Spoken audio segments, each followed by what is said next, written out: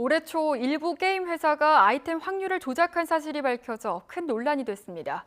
이를 방지하기 위해 확률형 아이템 정보 공개 의무화 제도가 올해 3월부터 도입됐고 100일이 지났습니다. 어떤 변화가 있었는지 신관흠 기자가 취재했습니다.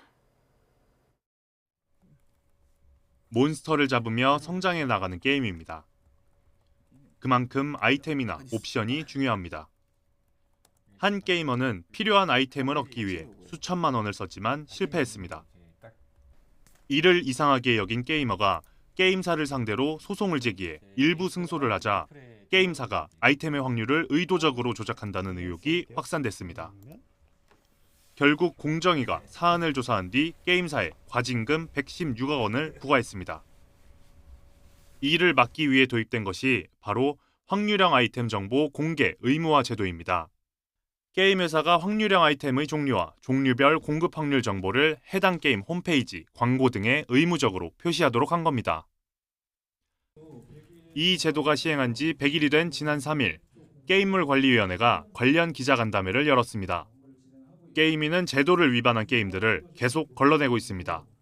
그래서 법 시행 후 모니터링을 1,255건을 진행했고 시정 요청 위반을 확인해서 시정 요청을 한 건수는 266건입니다.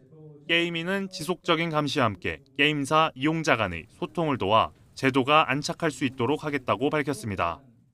확률 공개 의무화의 실효성을 확보하기 위한 관련 법안도 최근 발의됐습니다.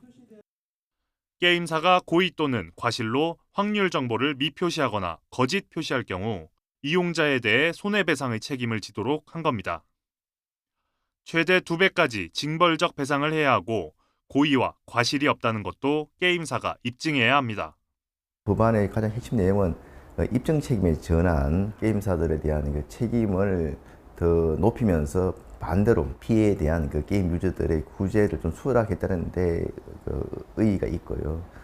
게임 이용자들은 반기는 분위기입니다.